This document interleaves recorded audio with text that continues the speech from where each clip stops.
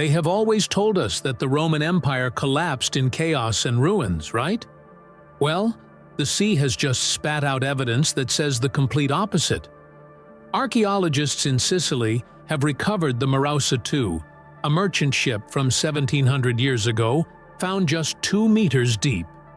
The incredible thing is not only that it is intact, but what it was carrying inside. A cargo and a technology so advanced that no historian expected to find them in an era of supposed decline. This rewrites the history books. Before opening this time capsule, like, subscribe, and hit the bell. Let's dive in. The Mediterranean Sea is often romantically described as the cradle of Western civilization, a blue lake that connected empires and fostered trade. But for archaeologists and historians, the Mediterranean is something much more somber and pragmatic. It is the world's largest archive. It is a liquid cemetery where history is not written with ink on parchment, but with wood, ceramics, and bronze deposited on the muddy bottom. Every shipwreck is an interrupted sentence, a commercial contract cancelled by a storm, a life story cut short by a reef. For centuries, we have built our image of imperial Rome based on the stone ruins left on dry land. The Colosseum, the Pantheon, the roads. These structures tell us about permanence, power, and immutability. However, the true blood of the empire did not run through the stones, but through the waves. Rome was a thalassocracy, an empire held together by the buoyancy of thousands of cargo ships that moved the grain, wine, and oil that fed the plebs and enriched the patricians. Without this arterial network of wood and sail, the heart of Rome would have stopped beating in a matter of weeks, collapsed by famine and disconnection. The premise of this essay: marine archaeologists found a Roman cargo ship, and inside there was something that no historian expected, takes us to the coasts of Sicily, specifically to the Trapani area. There, the recent recovery of a vessel known as Marausa II has shaken the dust, or rather the mud, from the history books. Not because it was full of gold or statues of forgotten gods, but because its mere existence, its condition, and its cargo defy the conventional narrative about the decline of the Roman Empire in the 3rd century AD. What the divers found was not just a ship, it was a temporal anomaly, a capsule of preservation so perfect that it should not be there, and whose contents reveal a network of connections that were believed to be broken in that time of crisis. The history of underwater archaeology is usually dominated by great deep-water discoveries, where darkness and lack of oxygen preserve the remains. However, the Marausa II broke this rule with surprising insolence. The ship was not found in the abyss, but barely 100 meters from the coast of Sicily, and at a ridiculous depth of just 2 meters. It is almost ironic to think that, for centuries, tourists and fishermen have literally swum and sailed over this treasure without knowing that, beneath their feet, a silent witness to antiquity slept. For any expert in coastal dynamics, this is what no historian expected. At 2 meters deep, the action of the waves, winter storms, and modern human activity should have pulverized any 1,700-year-old wooden structure. It should be a debris field, not a ship. And yet, there it was. The miracle is due to the specific geology of the mouth of the Bergi River. For centuries, currents deposited layers of clay and posidonia, seaweed, over the wreck, sealing it hermetically shortly after its sinking. This natural sarcophagus created an anaerobic, oxygen-free environment that prevented xylophagous organisms, the dreaded teredo worms that eat wood, from devouring the hull. This rapid burial process was the key. It functioned as a geological snapshot, freezing the moment of disaster and protecting it from the biological erosion that usually leaves ships reduced to mere outlines in the sand.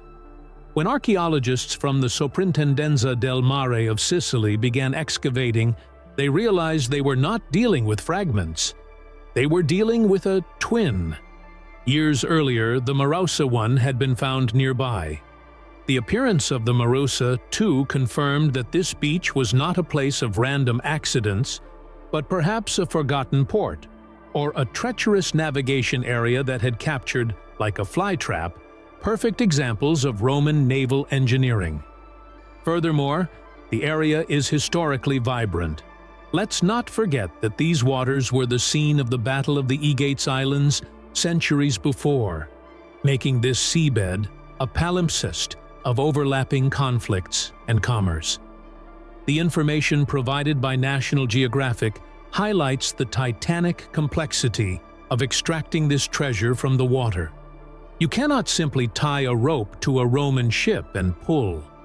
The wood, although it looks solid, is actually a sponge held together by the tension of the water. If it dries, it turns to dust. If too much pressure is applied, it crumbles like a wet biscuit. The cellular structure of the millenary wood has lost its cellulose, replaced by water. When removed, the risk of structural collapse is immediate and catastrophic. The recovery of the Marausa II was a military surgery operation. The archaeologists, led by a multidisciplinary team, had to design a custom metal structure, a kind of cage or corset, to wrap the hull underwater. It was a process of months of delicately vacuuming sediments, revealing the frames and planking inch by inch. The crucial moment, the one that made the entire Italian scientific community hold its breath, was the raising. Seeing a 3rd century structure emerge from the water, dripping mud and centuries of silence, is a powerful image. It was immediately transferred to treatment pools to begin the long process of consolidation with polyethylene glycol, PEG, a synthetic wax that replaces the water, in the wood cells. But it was during this cleaning and internal excavation process that the real surprises began to emerge. Here we address the core of our premise. What was inside that surprised the historians? The answer has 2 layers: technical and commercial. First, the constructive technique. Naval historians have long debated when Rome lost its engineering touch. It is assumed that, towards the end of the 3rd and beginning of the 4th century, the time of the ship, the empire was in political and economic crisis. It was expected to see ships built in haste, with recycled materials or inferior techniques. The Marausa, too, proved the opposite. The interior of the hull revealed a mortise and tenon, wood joints technique executed with a perfection that rivaled the golden age of Augustus. The frames were aligned with mathematical precision. The caulking was intact. This was unexpected because it suggested that, despite rampant inflation, civil wars, and the pressure of barbarians on the borders, the Sicilian naval industry not only survived, but maintained extremely high standards of excellence. It was the physical proof of an economic resilience that ancient texts often omit. This hull-first technique, where the ship's skin is built before the internal skeleton, requires extremely skilled labor, indicating that technical knowledge was transmitted intact from generation to generation, oblivious to the political chaos on the surface. The second surprise was the cargo. On a transport ship of this era and size, about 22 meters long, a bulk cargo is usually expected: all wheat or all wine, a homogeneous cargo for the state, the annona. However, the Marausa II contained what we might call a floating supermarket. Inside appeared amphorae of very diverse types. There were wine containers from Italy, but also amphorae suggesting oil content from North Africa and fish sauces, garum, from Spain. The presence of this mixed cargo on a cabotage vessel, coastal trade, painted a picture of Roman logistics much more complex and privatized than previously believed. Garum, That fermented sauce, omnipresent in the Roman diet, acted as a cultural marker. Finding varieties from different corners of the Mediterranean together demonstrates that the Roman palate continued to demand quality and international variety regardless of the crisis. This was not a simple state convoy. It was an entrepreneur, a captain who made multiple stops, buying and selling, connecting nodes of a vibrant commercial network. What no historian expected to see with such clarity was the globalization of the Mediterranean operating at full capacity in the midst of the supposed imperial decline. The ship carried in its belly the proof that free trade was still strongly beating. Beyond the commercial cargo, archaeologists found organic remains that humanized the wreck in an unsettling way. Remains of food consumed by the crew were found: nuts, olives, and animal bones. The surprising thing here was the freshness of the archaeological context. The arrangement of the objects suggested that the ship did not sink slowly or was abandoned. It was a catastrophic and sudden event. Perhaps a sudden storm, common in the Strait of Sicily, or a navigation error that caused them to run aground on the sandbanks. Imagine the scene: a dark night, the wind howling, the captain shouting orders as the ship, loaded and heavy, is inexorably dragged towards the river mouth, running aground with a dull creak that sealed its fate in seconds. The crew's personal belongings also appeared: small tools, cooking items. This allows historians to reconstruct the hierarchy and daily life on board. They were not slaves chained to the oars, a misconception popularized by Hollywood. Merchant ships used sails and free sailors. They were professionals, probably a cosmopolitan mix of Greeks, Syrians, and Latins united by the lingua franca of the sea. The quality of their belongings suggests that maritime trade remained a lucrative and respected profession, even as the empire tottered. Let's take a technical break in the middle of this impossible rescue. We are seeing an entire wooden ship that should have disintegrated centuries ago being pulled out. It is like taking a cake out of the water without breaking it. I want you to be honest. If you were an archaeologist and found a sealed amphora from 1700 years ago down there, would you dare to open it and taste the Roman wine? Or would you be too disgusted? Write, "I'll try it," or "No way" in the comments. I'm curious to see how brave you are. And hey, don't forget to like and subscribe to support the channel. Let's continue with the finding. The fact that the Marausa 2 is almost identical to the Marausa 1, found previously, provides another piece of data that surprised experts: standardization. In the modern world, we are accustomed to cars or planes being mass-produced. It was thought that in antiquity, each ship was a unique work, dependent on the eye of the local carpenter.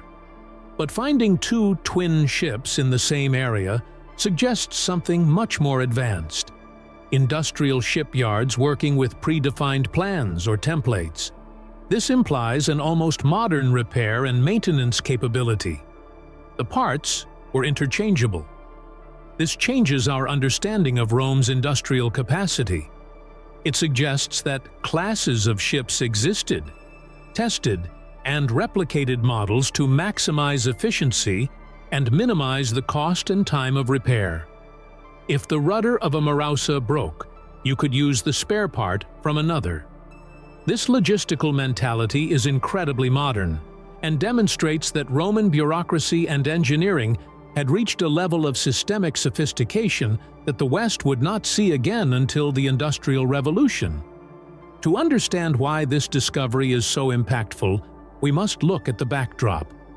The ship dates from the late 3rd or early 4th century. Historically, this is the period of Diocletian and Constantine. It is a time of brutal transition. The empire was dividing, the currency was devaluing, and classical art was transforming into the more rigid Byzantine style. It was a time when, on land, Emperors lasted months before being assassinated, and legions constantly rebelled. The traditional academic narrative spoke of an economic contraction. It was said that long-distance trade decreased, and that economies became local and self-sufficient. The Marausa, too, is a slap in the face to that theory. If trade had collapsed, we would not see new, perfectly built ships carrying goods from 3 different continents – Africa, Europe, Asia Minor implied in the routes – to sell them in Sicily. The ship is proof that, for the common citizen, for the oil merchant or the wine drinker, the fall of Rome was not yet happening. Life continued with astonishing vitality. The circulatory system of the empire continued pumping, and ships like this were the red blood cells transporting the vital nutrients of an organism that refused to die. The recovery of the Marausa II does not end with its exit from the water. Now the battle of conservation begins. The National Geographic article mentions that the ship's final destination is to be musealized, allowing the public to see what the divers saw. It is expected that, once treated, it will be exhibited alongside its brother, the Marausa I, at the Baglio Anselmi Museum in Marsala, creating a visible ghost fleet for all. But the analysis of the materials continues. DNA studies are being conducted on the organic remains, isotopic analysis of the wood, to determine the exact forest where the trees were felled, which will tell us where the shipyard was, whether in Italy or North Africa, and chemical analysis of the residues inside the amphorae to know the exact recipes of the products. Each of these analyses has the potential to give us another surprise. For example, recent studies in other shipwrecks have found complex medicines on board, eye ointments, or pressed herbal pills. Could the Marausa II also contain advanced medical kits? It is an open possibility that would tell us about health care at sea. This discovery also revalues the role of Sicily. Often seen as a mere granary of Rome, the wreck demonstrates that the island was a neuralgic logistical node, an international hub.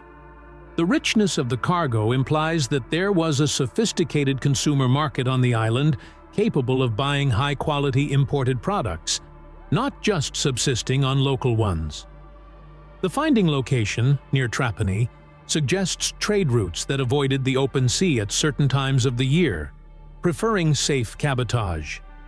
This helps us redraw the maps of the sea highways, showing us the shortcuts and technical stops that Roman captains knew by heart, invisible knowledge that only shipwrecks can reveal. The initial premise of this essay sought something unexpected, and the Marausa II delivered the unexpected in the purest form, the survival of complexity. In a world where we expect the past to be simple, linear, and, in the case of the late Roman Empire, decadent, this ship emerges from the mud to correct us. It shows us cutting-edge naval technology, a globalized economy, and a vibrant society.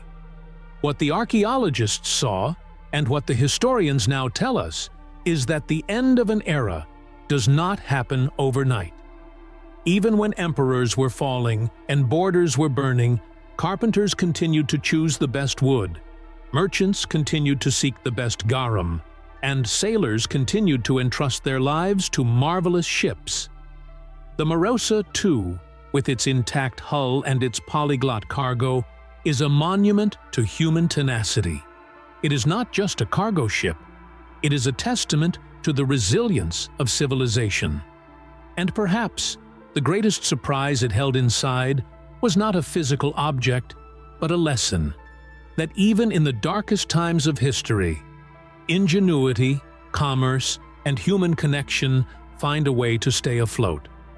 The Mediterranean, that great blue archive, has decided to open one of its closed drawers.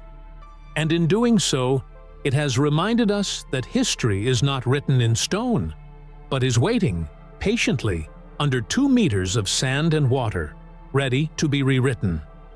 It is fascinating to think that, while the emperors fought and the empire supposedly burned, This ship sailed with cutting-edge technology and products from all over the known world, functioning as a global supermarket. The Marausa II teaches us that history is more resilient than we think. Now I ask you, do you think there are more twins of this ship waiting under the sand, or was this a case of miraculous luck? Leave me your theory in the comments. I want to read you. If you liked this trip to the past, share the video and be sure to subscribe for the next discovery. See you on the next dive.